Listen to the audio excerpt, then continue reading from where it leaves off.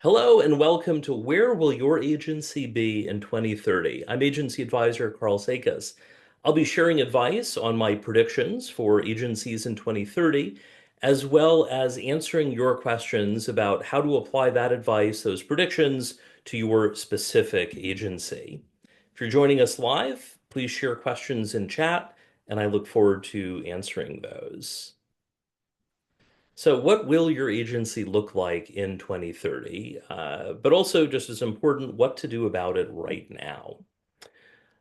In the article about the predictions, I identified 19 predictions, and I'll be sharing about four themes. The themes tend to involve one or more of the predictions to help organize things rather than just throwing all 19 at you.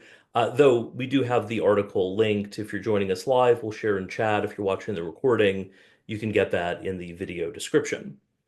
Then we'll talk about what to do about them, how to take action, and I will answer your questions. Why does 2030 matter now? Well, of course, the decisions that you make today will shape what your agency becomes in 2030. Both small decisions and habits that add up, as well as bigger decisions too. There are, of course, a number of macro forces, economic shifts, AI, changing client expectations, geopolitics, and more. If you're an early adopter, the future is already here, or at least aspects of it are for sure. You can see all of the 2030 predictions at sakasandcompany.com/agency-predictions-2030, or you can just click the link to get there more easily. So here's prediction number one, or theme number one: fewer clients, bigger deals. As I look at how things may translate to the future from my work in the industry for many, many years, dating back to the days of dial-up, and considering across the hundreds of agencies I've worked with, my prediction is that there will be shrinking client rosters with higher value relationships. So, for instance, instead of 30 clients at a certain size, maybe you'll have 20 or 15 clients that are larger. An agency owner in Virginia over a decade ago said that he had 80 clients. He wanted to get back to 100 like he used to have.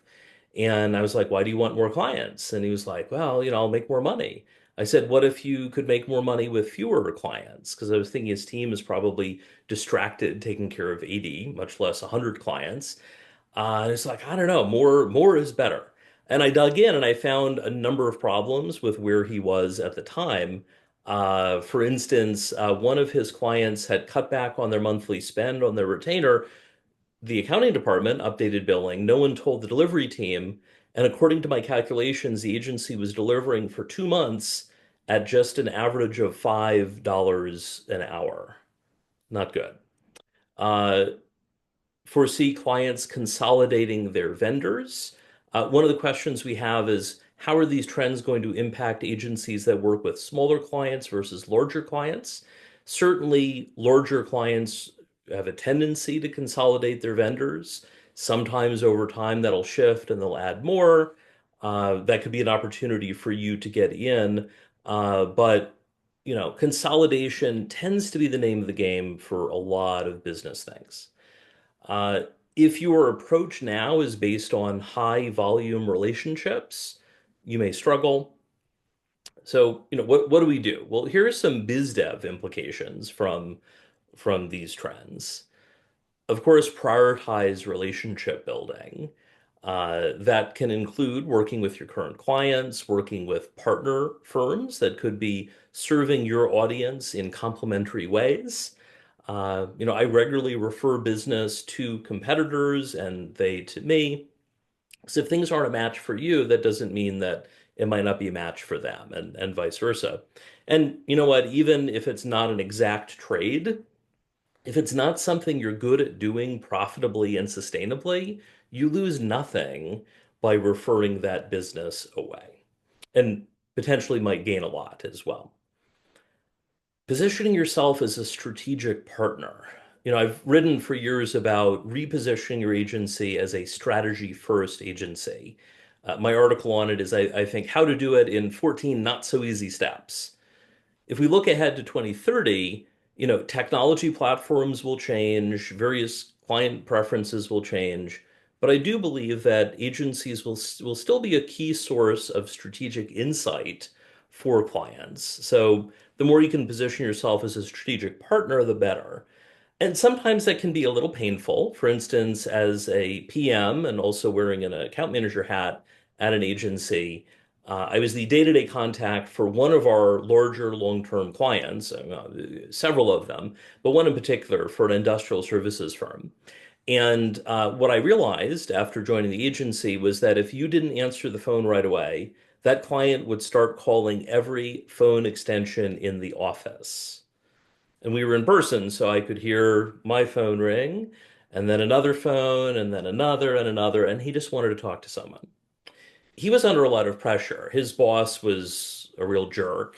And as the VP of marketing, he was bearing the brunt of that. And so then things kind of rolled downhill to us at the agency, but he really trusted our advice. For instance, at one point, we had done some user research and we'd done design for his future website. He needed the website to be developed on a different platform than we worked in to be compatible with his internal systems. So he hired us to find the right CMS and then that we weren't going to build. And he hired us to find the right agency to develop the site. So we kept making money because he saw us as the strategic partner. Adjust your sales goals to focus on lifetime value or lifetime client value, not solely volume. If right now you're really frustrated about having to chase after new clients all the time, well, I mean, the good news is the longer you can maintain your relationships and focus on long-term or lifetime client value, that is going to be less stressful as you're chasing after new clients. For instance, lifetime client value. I worked with a client years ago as the director of client services at an agency. They were a general and cosmetic dentist. Their ideal was to sell you a smile makeover, which was about $35,000, but they do other stuff too. And I introduced them to lifetime customer value, which they hadn't heard of before, but they totally got. And I said, "What is the lifetime patient value?" And they immediately knew. They said $4,000. And then they added something that surprised me. One of the partner dentists said $4,000, and that's in the first 4 to 5 years, because after that, we have maxed out their mouth. It was a little terrifying to hear a dentist talking about maxing out your mouth, but you know what? They got it. And we were able to say, attribution wise, we were delivering, say, 20 new clients a month worth 4,000, and they were paying a fraction of that as the retainer. So they were happy, and it made it an easy upsell when the time came. Prediction or theme number two. And if you have questions about these, share them in chat. I'm glad to answer them as we get into Q&A. Theme number two, outcome-based pricing. Clients ultimately want results, not deliverables. This is part of a shift increasingly away from time and materials or hourly billing.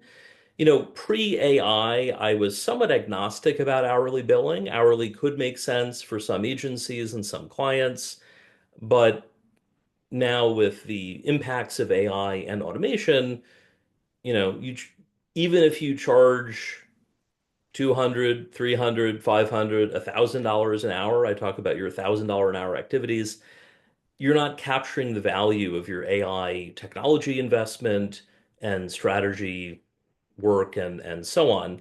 Clients want results, not deliverables. There's a growing appetite for performance rather than just output. This varies to some extent by industry. There are going to be some industries that are going to be slower than others. You might want to take a look at your current client base. How performance oriented are they?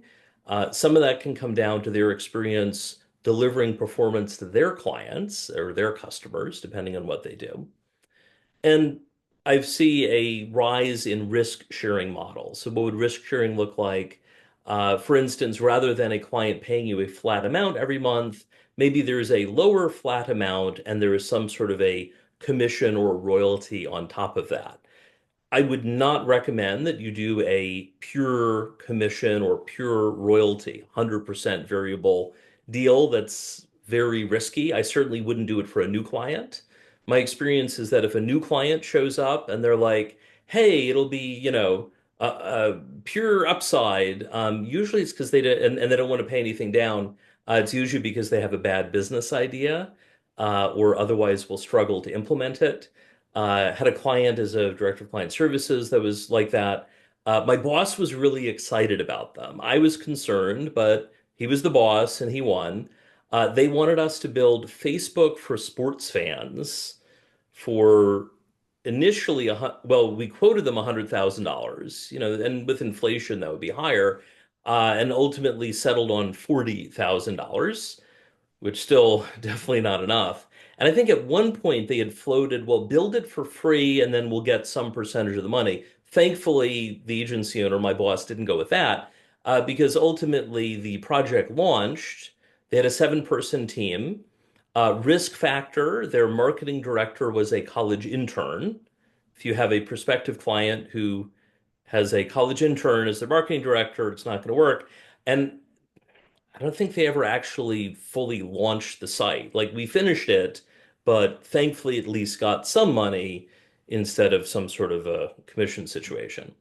Now, what are some ways you can experiment safely with performance-based pricing? One is to start with a hybrid. That's the example I mentioned where you've got a base and then a bonus that you receive on top of that.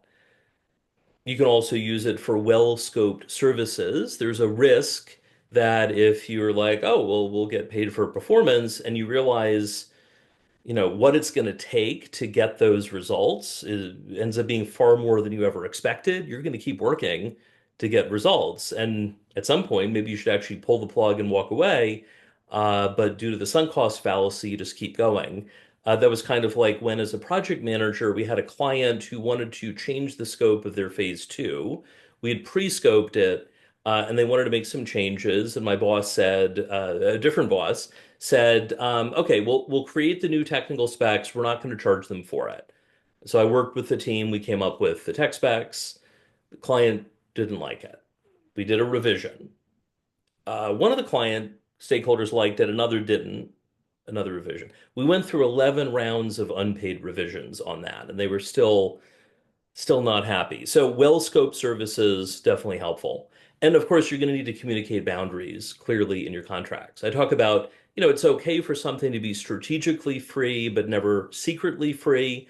If you are giving the client some sort of a special deal, make sure that it's clear in all of the paperwork, including so that if your client contact changes and there's a new person, they know what the deal was. And part of your onboarding them may include reminding them about what their previous person had agreed to. Another prediction or a theme tied to the 19 predictions, more vertical specialization. You know, it's a lot easier to build trust with clients and potential clients when you have vertical expertise. Of course, you need to choose the right vertical, and it's really the right vertical for you. Um, in the past, people would come to me saying, Carl, what is the perfect vertical?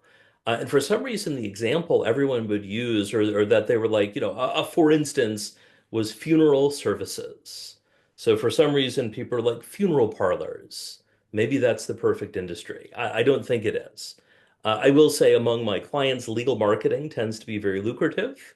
The challenge is that you are working with lawyers all day, and lawyers often hate many of their life choices. So, you may be making a lot of money, but you also are working with often miserable clients. So something to consider. But either way, it's easier. When you niche, it helps you combat commoditization. If you are the specialist in that industry, well, why would people work with someone else? I recently referred an agency owner to a few other options to get help with something that I don't focus on. And they ultimately picked one of the three. And the comment was that the person they picked literally wrote the book on the topic.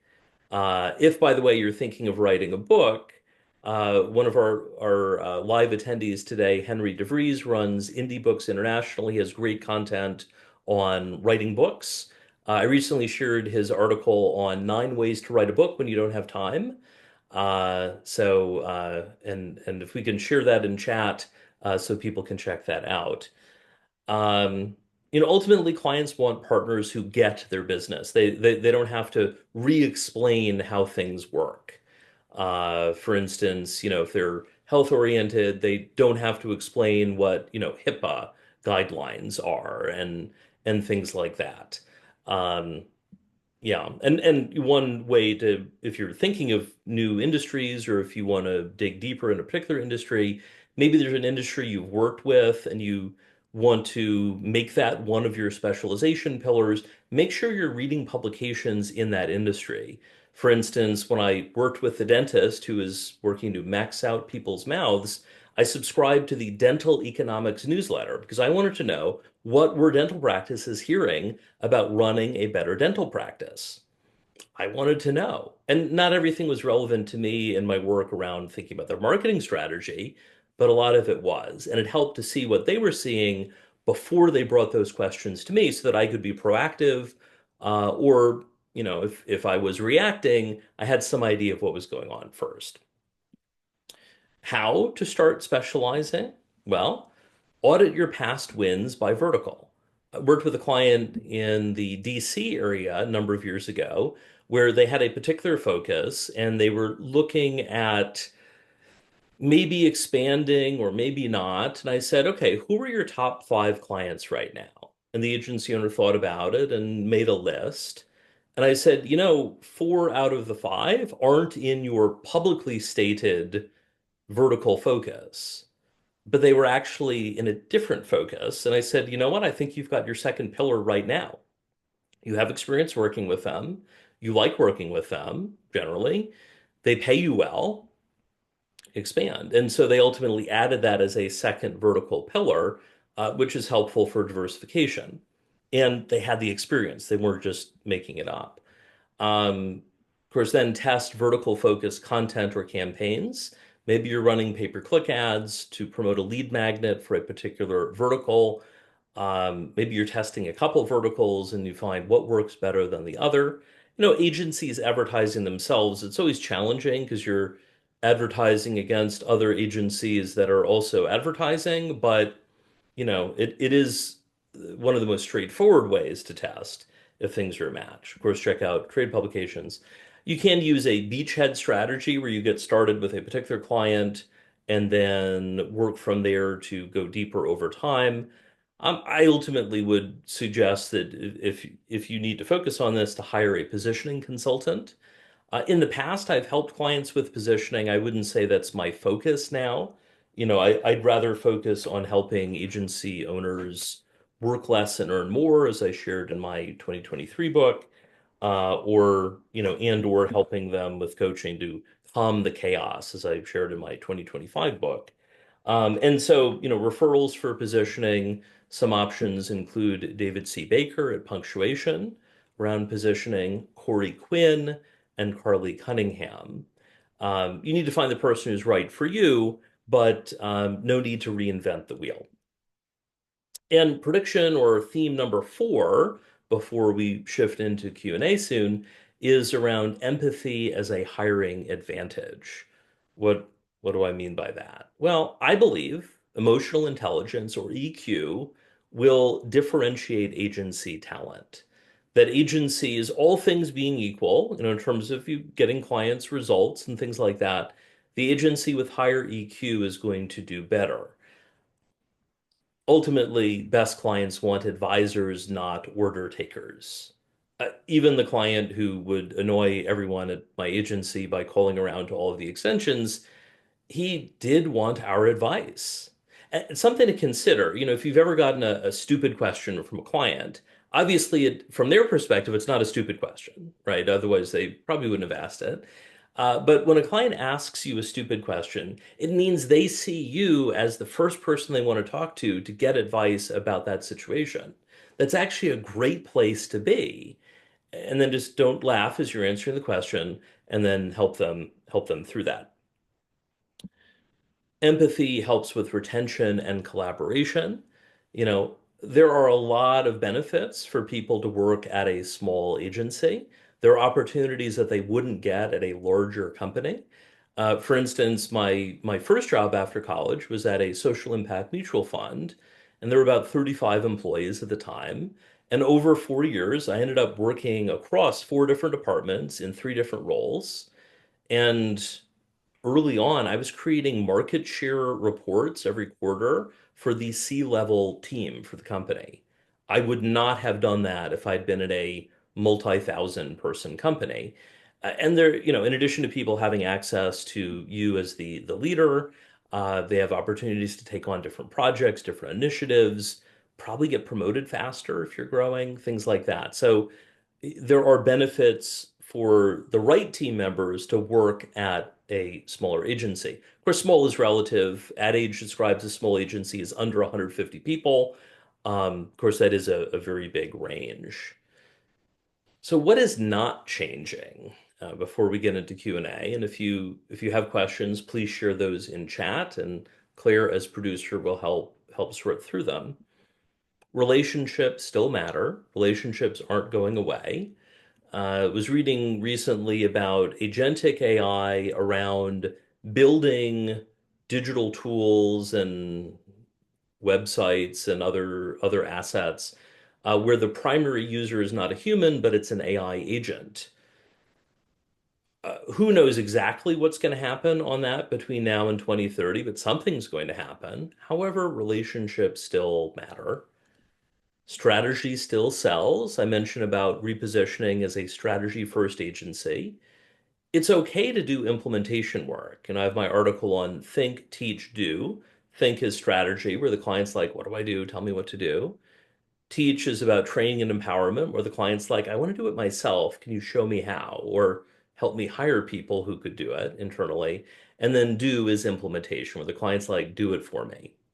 Um, the thing is, even if you're doing implementation, you're ideally starting with strategy first, because then the client is more likely to value your strategy advice rather than see you as merely a doer, order taker. Adaptable agencies still win. Thinking about things, a friend in New Jersey who recently passed away had been when he graduated from college in 1960, he was a data processing major. Data processing. Um, uh, I, years later, was an operations and information systems major and a history minor. Things keep evolving. Adaptable agencies are the ones who are going to win. So now what? Creating an action plan, coming from an operations background, even though most of my advice today is about strategy and leadership, there's an operations thread throughout. How do we make it happen? In part as a former project manager. Take what we've discussed here and discuss it with your leadership team. You probably want to make some initial assessments about what you think will apply most to your agency, but get everyone together rather than trying to figure this out in a vacuum. Then I'd recommend that you pick one trend. I mentioned the four trends, or maybe one to two of the 19 full predictions to focus on this quarter. Don't try to do everything at once. Then set some 30, 60, 90 goals. Where do you want to be 90 days from now? What would that look like? Where you need to be at 60 days? Where we need to be at 30 days? You may make some adjustments about what's possible, and then review your progress and adjust. Because change is inevitable, you might as well embrace it and make the most of it to help your agency and to help your clients. All right, it is now time for Q&A. We have some pre-submitted questions, including people who are joining us live. Let's answer those. And Claire, as additional questions come in, let's keep an eye out on chat and help answer those as well. All right. So first up, we have a question here from Chris about what is different. Here's the question. What is different in 2030 about small business clients versus enterprise clients? Oh, we're predicting the future, so we don't know totally for sure. But one of the things that I've noticed as a student of the history of business, among other history, the arc of business tends to bend toward more with less, doing more with less. There are exceptions to this. During bubbles, for instance, the dot-com boom, people were doing all kinds of things that made no economic sense, or at least not in retrospect. During the bubble right after COVID, as people were investing tons of money in things and companies were hiring, your agency was probably doing a lot of hiring then. There are going to be future bubbles as well. For the most part, though, there is that arc toward more with less. And big companies versus small companies are going to handle that somewhat differently. Big companies, enterprise, so, the billion-dollar companies often are outsourcing. So they're outsourcing to staffing firms or others to do more with less. They're also looking at building custom technology, whether that's AI or automation, or something else, to do more with less.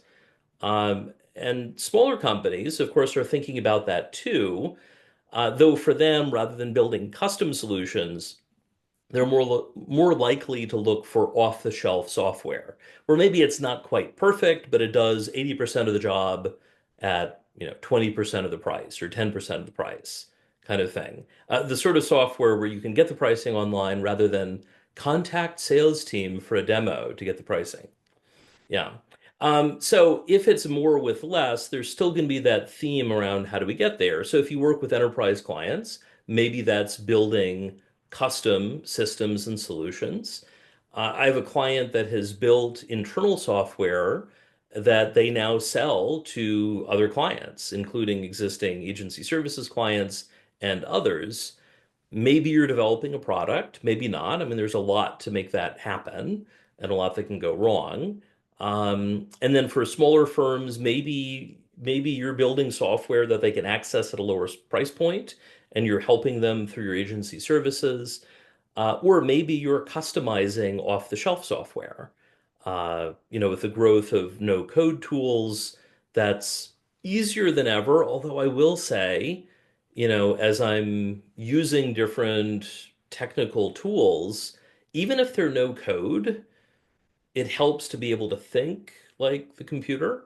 And so I'm using things from, in high school, taking, C++ programming class to going back to elementary school using the basic computer language. So it helps to think like a computer, whether you're actually coding or not.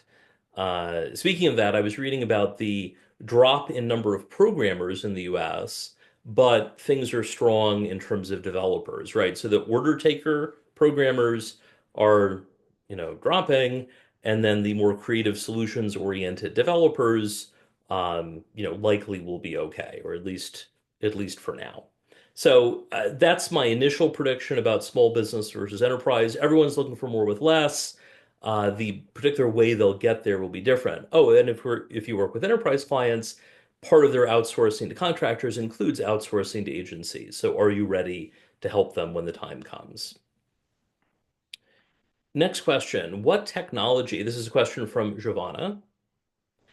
What technologies should agencies invest in now to stay ahead by 2030? I don't know exactly what technologies will be most dominant in 2030, but I would actually flip the question a little bit. And I would say the exact technology doesn't matter as much as you're keeping ahead on strategy for your particular client base and having a stable of freelancers and other resources so that you know what the strategy should be, and then you can get help from the freelancers and contractors and others, and eventually perhaps employees, depending on where the trends are going, for the implementation help. For instance, during a recent CRM migration, my team brought in a HubSpot implementation specialist, Jenny Malio, Maglio. And, my team had been through migrations before, but not as many as Jenny. And Jenny also had more platform experience, not just HubSpot, but more. And ultimately, that made things go a lot more smoothly. So if you don't currently have relationships with specialists in different platforms in different areas, I would build those connections now. The other advantage is that if you inadvertently pick the wrong platform, you haven't built your whole agency identity around a particular platform. So do explore different technologies, but I would recommend being a strategy first agency either way. Question from Henry. What about acquiring and integrating a small agency? I think this has potential. M&A obviously is challenging and there are complications to it and things like that. But if you want to grow, it's a lot easier to find a great team and hire everyone on the team or most of the people on the team and bring them aboard. You do want to get clear on what you're trying to accomplish through the acquisition, where things are there, and of course, think ahead to integration. Usually when I see acquisitions go poorly, it's could be that the finances weren't what the seller had represented. That could be a challenge. The other piece, though, is that there's a culture mismatch. For instance, a client years ago sold their agency, and they found that the new acquirer was very sales oriented, whereas their agency had been more marketing oriented. And that created this pressure problem where the new owner and thus their new boss was really pushing to make sales in a high volume way, regardless of whether people were a long-term client. I actually ended up doing separately, did a consulting project with the agency that had acquired the other one. And I was talking about client turnover, and ideally you're retaining 90% of your client base each year if you're retainer oriented. And their COO started laughing, and I was like, what is it? And the COO said that their turnover was 100% a year. So instead of 10% a year, it was 100%. They had some clients who stuck around for a while. Others, though, were just gone because there was all this pressure to just sell, sell, sell, no matter what. So if you are looking to acquire an agency, look at culture. Uh, Also take a look at people you already know. The ideal agency to acquire or to sell to is probably owned by someone you already know, someone you've worked with, because you have an idea of what they're like, right? You've seen them under pressure, you have a sense of their character, rather than just a random person you've never met before. If you haven't met them before, then I would definitely be meeting with them several times before finalizing the deal. I will say, when I first shared my predictions with a client who had asked some questions about it and then inspired the article, their comment was that the article was kind of bleak.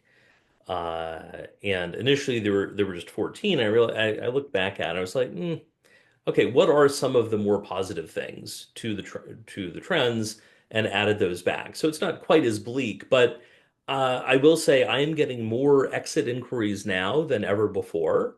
Pre-COVID, I would say that inquiries tended to be about 50-50 between being equity oriented, looking to sell, versus lifestyle oriented, where it's run a profitable, smooth running business, but selling it isn't the key focus, or at least not for the foreseeable future. Since COVID, I would say it's now about two-thirds wanting to exit versus one-third oriented toward lifestyle. There are certainly overlap between both, but exits definitely are up. If you're looking to acquire agencies, this may be a good opportunity as more agencies come on the market. Next question, what if we don't specialize? But actually, before we dig into that, Claire, do we have any live questions that I can answer before we Yes, go in there? All right, let me go ahead. sure. First question is from Marianne.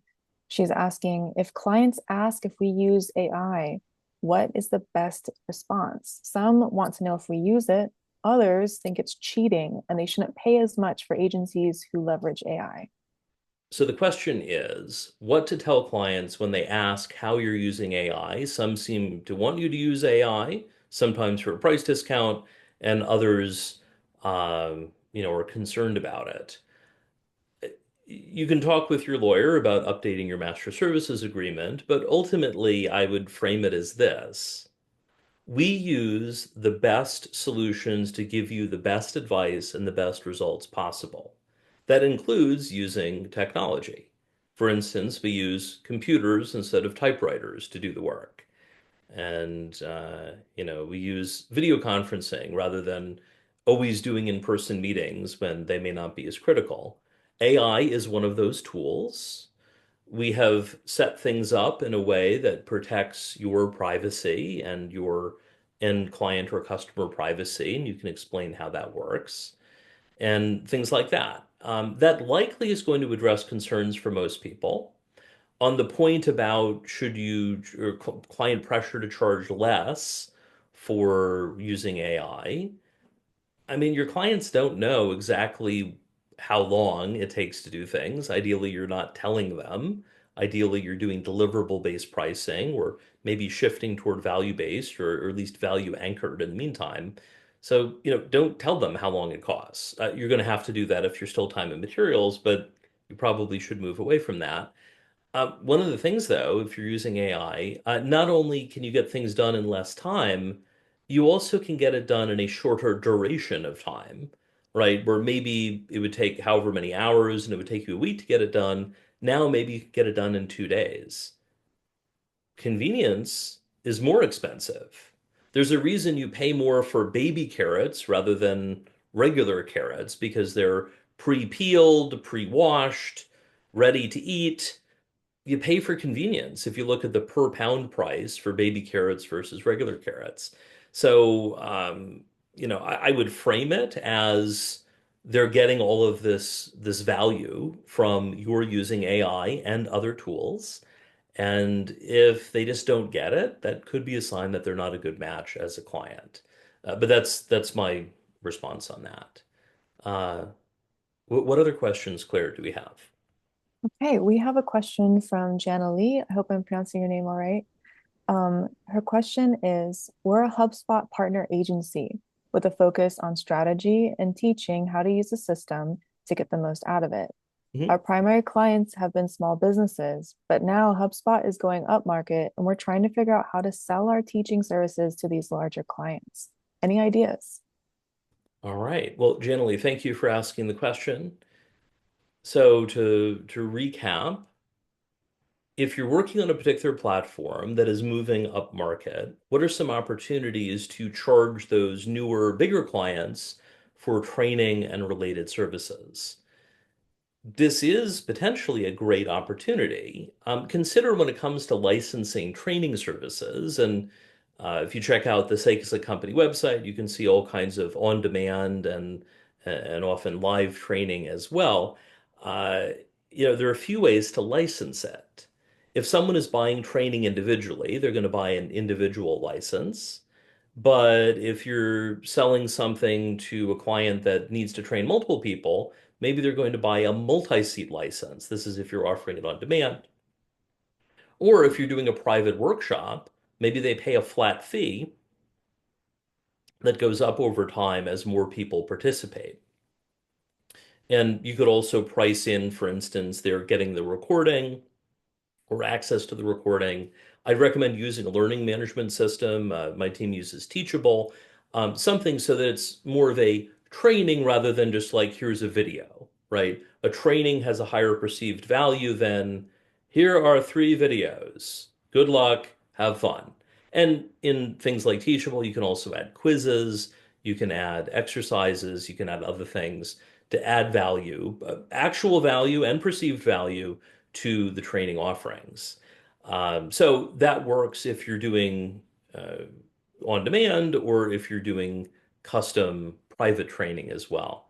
And if you start working with really big companies, like companies where thousands of people might be doing the training, in that case, you can charge a really big licensing fee.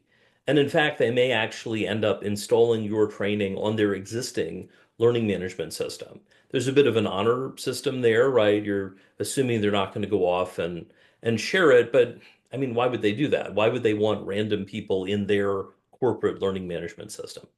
So, and Claire, if we could share the link to the Sakes and Company training programs in chat, you can get an idea for people who are listening live or on the recording of some ways to frame things. So you can do individual pricing, you can do bulk pricing, whether for on demand or for private training, and then at the highest level, you could be charging six or even seven figures for getting things done. Let's go back to the slide and take a look at some of the additional questions that came in ahead of time. Let's bring that up. A question that I'll often get is, do we have to specialize? And I would say, no, you don't have to specialize, whether that's specializing by an industry vertical or by a horizontal, a particular service. You don't have to specialize. I will say, out of the 600 plus clients that I've worked with at this point, the specialist agencies tend to be more profitable and less stressed than the generalist agencies. There are some exceptions to that. For instance, like tourism as COVID started, or tech amidst some of the pullback on spending after the post-COVID bubble.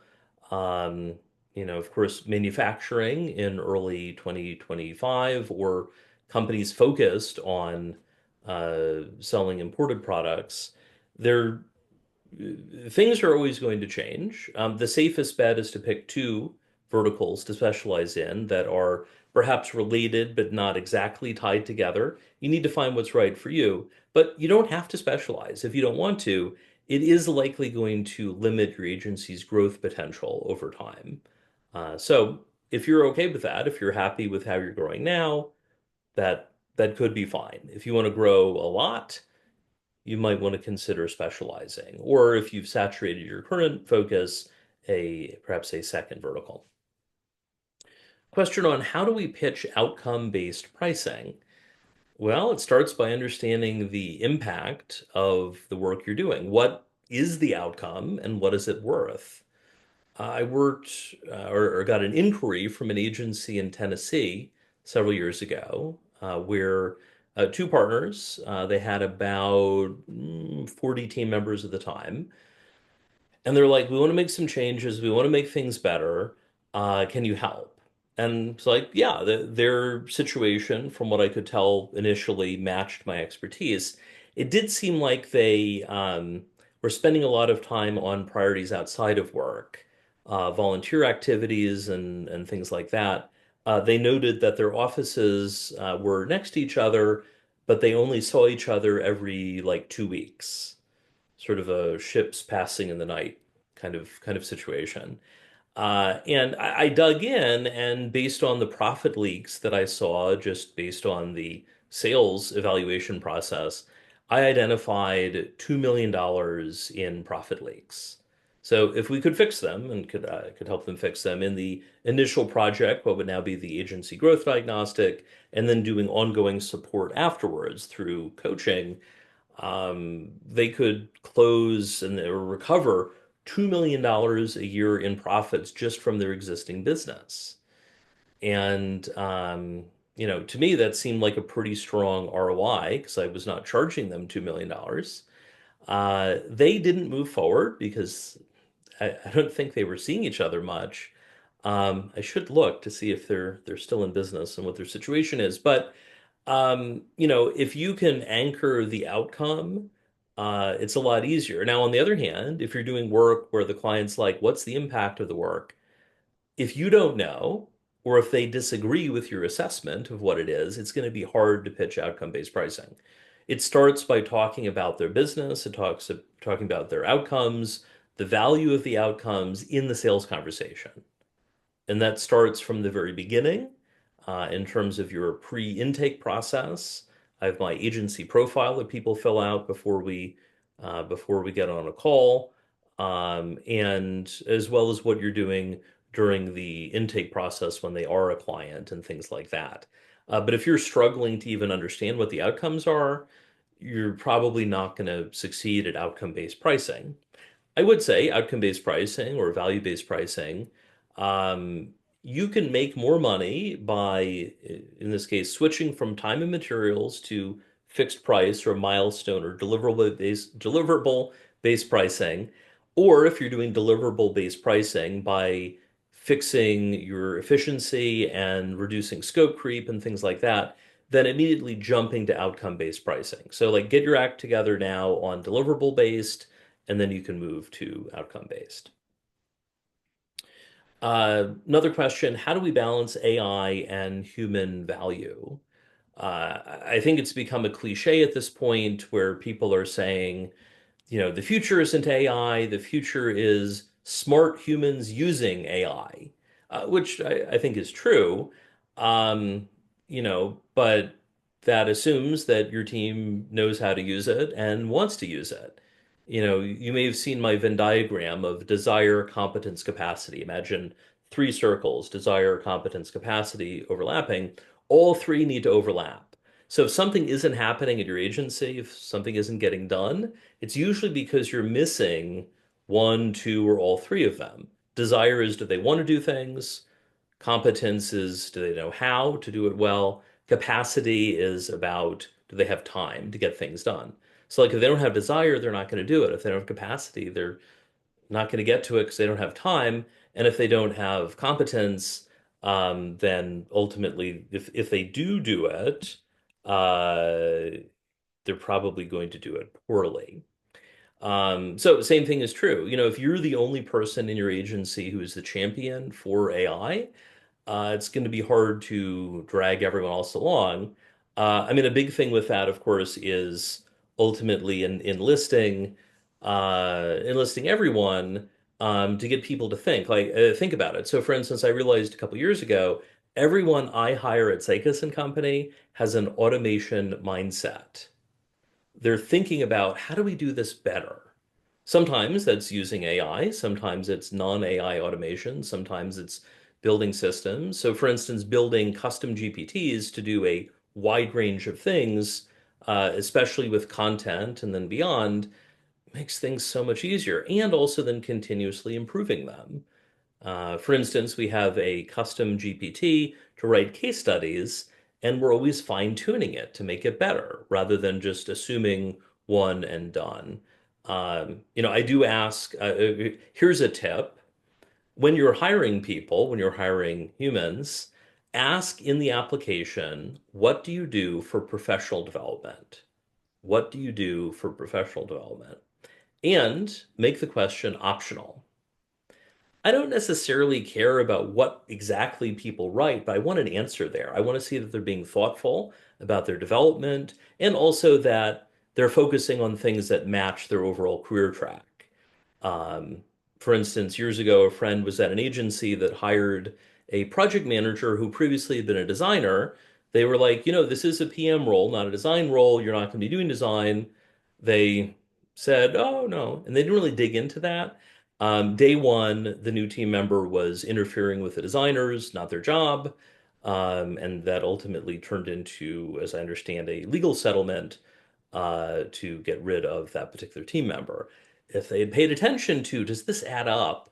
They probably wouldn't have hired them. They weren't a client, so I don't know exactly what they were doing, but it did not end well. What will clients value most in 2030? I don't know, but they are likely to value things around the think, teach, do triangle I mentioned. Think of strategy, teach is training and empowerment, do is implementation. The exact mix may vary. One solution for that is if you focus on being a front-end agency, what I call a front-end agency. So a full stack agency is doing the client-facing work and the fulfillment. Traditionally, a white label agency or what I would call a back-end agency is doing the fulfillment.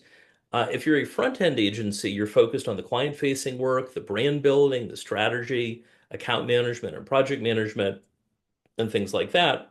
And when you're doing that, that could apply regardless of what implementation services you're offering. And you can get help from contractors or outsourced firms. So um, I am a fan of vertical specialization. There's probably something there, but also think about the agency model that is right for you. whether it's front end, back end, or full stack, the sort of traditional model. And one more question. What can we do this quarter to prepare for 2030? So you're like, what do we do now? Well, I would say it goes back to the earlier slide about get your leadership team together, decide what you're going to prioritize this quarter, whether that's one or two of the 19 full predictions or some of the themes as I distilled here in the slides. And decide what you're going to do, set 30, 60, 90 targets, 90-day targets, and then regroup on how it went. That does require having a meeting cadence. Ideally, you can build this into your existing meetings. If, for instance, you use EOS, you could build them into some of your L10 meetings for your leadership team, or it may be its own meeting. For instance, most of my client coaching work is one-on-one with the owner or the owners. Sometimes I'm coaching the owner or owners and their number two, the person who's running things day to day. Another option, client work is doing a meeting every other month that's sort of the executive team meeting where I facilitate getting everyone on the same page and making it all happen. I also will work with clients at retreats and things like that. Whether you have a facilitator or you are self-facilitating, you need to get people together. And I know most people do not love meetings. However, as a manager or a leader, meetings are part of your job.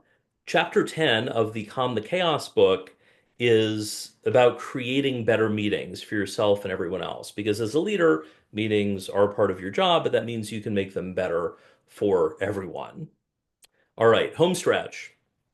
To recap here, you can get the full list of 2030 predictions at sakasandcompany.com/agency-predictions-2030.